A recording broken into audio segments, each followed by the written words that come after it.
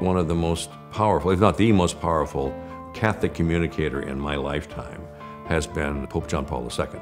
And he himself said that St. Paul, in the first century of Christianity, would go into the marketplace, the agora. That was where people talked about ideas. That's where people made announcements. And he said if St. Paul were alive now, he would be on radio and he'd be on television, because he would realize that that is the electronic marketplace. The primary mode of communication and knowledge and thought isn't any longer the written word, but the media. It's a much more intuitive way of communicating, and which is why it makes it so important that the church actively engage this particular aspect of culture. We're called to evangelize. And it's only through Catholic radio we have any real hope of doing that, because we're living in an age in which messages are delivered through mass media. We have a whole generation of people, young people behind us, who really think if something isn't present in the media, it really is irrelevant. There's so much noise in our society. There's so many other influences. This culture that we're living in, it's all about you. Everybody's focused on themselves. And if that's what you're hearing from other media or newspapers or television shows, that's what you think about. The news media, the entertainment media, and advertising very often portray certain values or lack of values or understandings of the human person that are really ultimately dehumanizing, but have an initial attraction or appeal to them. There needs to be available contemporary, current, meaningful, understandable sources of information for all Catholics. Immaculate Heart Radio. Our mission is to evangelize and catechize. Within the boundaries of the Catechism, we put the Catholic faith on the air. Immaculate Heart Radio provides the church the opportunity to reach a very large number of people all throughout the day. People have the radio on while they're doing other things and are paying attention to what's being said. Immaculate Heart Radio really gives me the tools and gives me the knowledge so that I can share my faith and defend my faith. I felt like my faith has been deepened.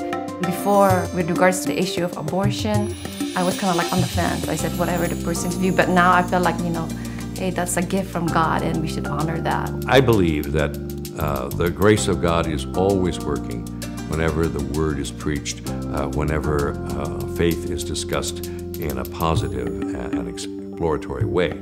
We've heard from over 40 people who say that they intended to end their life, except that they heard something at just the last minute on our radio station that turned them around, and the suicide was prevented. When I was 19, I became pregnant out of wedlock. We got married. I was 20 years old. She was 19.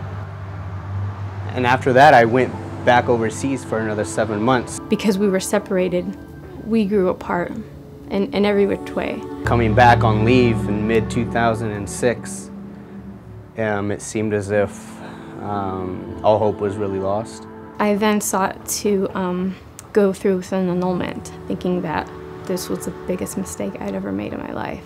Katrina had served me my divorce papers. I wanted to have a healthy and beautiful family and a beautiful marriage, and it just wasn't turning out that way. I found myself still needing to know whether or not this is what God wanted me to do. Well, when I came home, we only had one car, and so we drove around everywhere together and we listened to the radio, and she would frequently tune in to Immaculate Heart Radio. The discovery of Immaculate Heart Radio was life-changing. It was a light. The radio station has worked miracles for our marriage. There's no doubt about that. I learned more about my faith, I think, in listening to all of those programs than my entire life of being a Catholic. I'm a cradle Catholic. I was raised Catholic. I lost my faith when I was 18. I lived a very promiscuous life. I drank a lot and partied a lot with my friends. There was no God in my mind. But there was a sense of emptiness because I know that back then I was constantly seeking the advice of astrology and looking for some other truth. I volunteered at the National Organization for Women, and I volunteered at Planned Parenthood. I wanted to protect women from the pro-lifers. And I would just walk up to the woman and I'd lead her into the clinic. It was about a year after the divorce, and I was still very depressed and trying to figure out my life and why things were turning out the way they were. And I was driving along, and somebody right in front of me had a Catholic bumper sticker, Catholic radio bumper sticker. So I tuned in, and it just captivated me, and I started listening to it every day. I just felt like these light bulbs were going off, and my hardened heart was just getting softer and softer. It just changed my life. I believe in the value of Immaculate Heart Radio, and I ask others please to share with me that enthusiasm. I think it's very important for us to use this tool to reach people about their faith, to deepen it, to broaden it, and perhaps to share it with others. If I plan to teach my boys, my 2 young boys, the traditions of the church and the correct teachings, I need to be informed properly. And so that's helped us. It's helped me, definitely. What's important is that we all use the blessings God has given us to contribute to the common good. And certainly Immaculate Heart Radio is one of those great blessings God has given us for doing that. I have made a 180-degree change, and we even now go to Planned Parenthood and we pray. I take my older boys and we pray the rosary with other church members.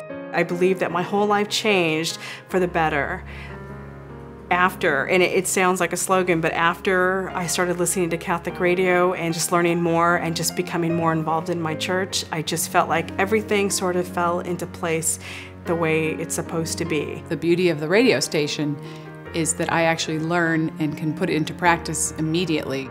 It allows you to become more devoted, learn ways to increase your faith and your knowledge, to fall in love with the faith.